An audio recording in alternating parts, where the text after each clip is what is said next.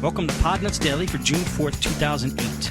This is the first podcast I'm doing in about 2 months for Podnutz Daily. I hope to get one in every day, but I can't promise that, so we'll play it by ear. Hopefully I can get one in every couple days. Hopefully I can get one in every day. We'll give it a shot. What this podcast is about is the repairs that I do at my computer repair shop each day. I like to go over and recap the day and share any techniques or methods I use to fix computers, and maybe you guys can get something out of that.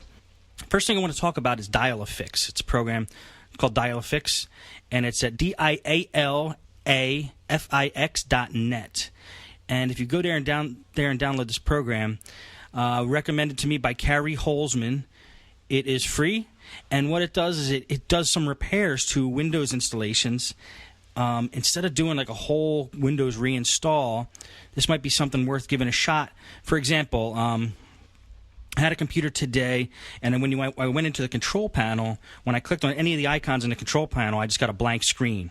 Ran DialAFix, it handled it. So if I wanted to go into users in the control panel, now it worked.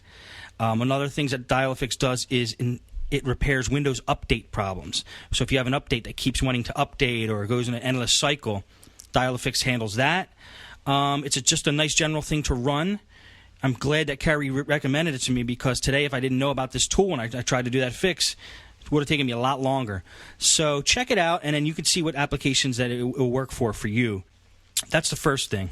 Another job I had today was a Dell laptop that came in, and the woman who brought it in said that her G key and her spacebar stopped working. So my first guess when somebody says something like that to me about a laptop keyboard is, okay, what did you spill in it? I asked her if anything was spilled in it. She said no, so I said, let's give it a shot. Now, most keyboard repairs I do for laptops usually entail something being broken off of the laptop, like the key broke off, or the bracket that holds the key to the laptop busted somehow, or it missing the rubber connector that sits under the key. But in this case, the springing was fine, the key was securely attached, and there didn't seem to be any liquid that spilled in there, any kind of damage like that to the keyboard. In my experience, those repairs can be difficult because you can't actually see the problem. It usually lies in the circuit board, under all the keys and under all the parts that I talked about earlier. But I figured there has to be something under these keys that is causing it to not make a connection, so I figured I'd give it a shot and take a look and see what I could see.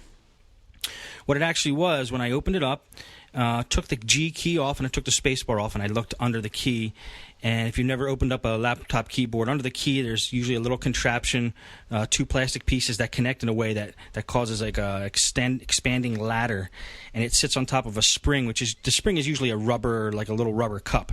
And when you push down on the rubber cup, it presses the key, it makes a connection on a circuit board, and it causes the computer to press the key.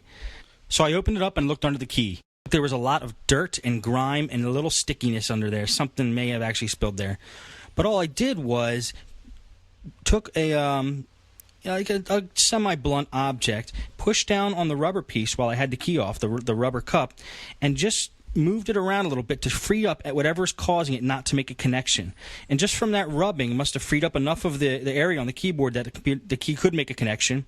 I also sprayed some electrical contact cleaner in there, and even though the cup over on top of the connection was causing looked like a sealed section, the electrical cleaner probably didn't get even in there. It may have, but just the rubbing of where the contact section is caused that key to work. Same thing with the space bar. Popped it off, pressed down on the rubber thing, which should be making the connection.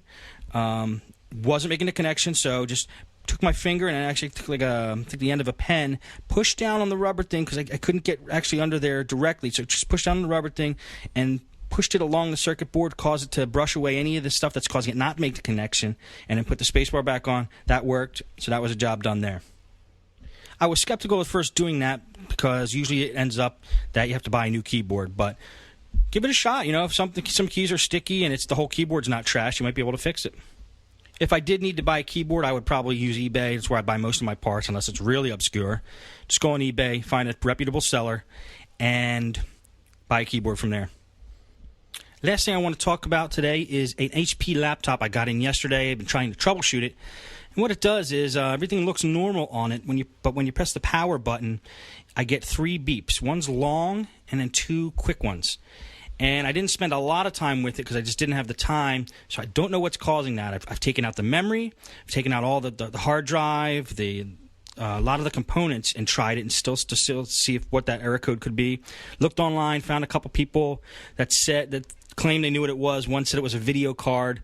I can't make sure that that's absolutely true just yet. So if anybody knows what that is, where your HP laptop, it was a DV6000, so it was a newer model. Press the power button down, the lights on the LED lights above the keyboard come on. No picture on the screen, doesn't boot. The fans don't come on. I don't think the fans come on. And it makes 3 beeps, 1 long and then 2 short. If anybody knows what that is, definitely let me know. You can email me at mail@podnutzdaily.com. Lastly, I want to go over a computer that I had several weeks ago I was just tearing my hair out about. It was an old IBM ThinkPad T30. Actually has a Pentium 4 processor in it, I think one of the first ones. But it was right around that Pentium 3 era, so I think it was high-end at the time, this particular model. Anyway, customer brought it in to me, and similar to the HP I talked about earlier, when you hit the power button, the lights came on, no picture on the screen. When I say lights, I mean the LEDs that show that the power actually came on. No picture on the screen, no boot, no beeping, no response from the keyboard. It just turned on and it looked like it had power. Tore my hair out, checked out the screen, checked out all the parts, took a lot of the parts out and tried it that way. Decided finally that it must be the motherboard, because it's just a logical explanation for something acting up like that. No external monitor worked on the computer, so when you turned it on, hooked up an external monitor, nothing. So ordered a motherboard. Motherboard came in, hooked up everything, same problem. Press the power button, lights come on, fans spin, no picture on the screen, external monitor doesn't work. Drove me crazy. Was about to order a screen when I said it's just too much of a coincidence that both motherboards are acting the same exact way. So I took the keyboard off, because the keyboard has a power circuit on it that it's not just the keyboard. It's the keyboard, the power button, and it actually has a couple other like quick buttons or whatever you call them, quick set buttons. So I figured maybe it's this unit, because this has some kind of like control over the power. Cleaned that out, made sure that was thoroughly working. Hit the power button, still nothing. So what it finally ended up being, and this was just a fluky thing, the computer had a built-in wireless card in it. And once that card was out of the computer, the thing worked perfectly fine. So that simple card, which would have taken me about 3 seconds to take out if I knew this in the very beginning, was causing this computer to not even boot. Something to check out. If you're tearing your hair out,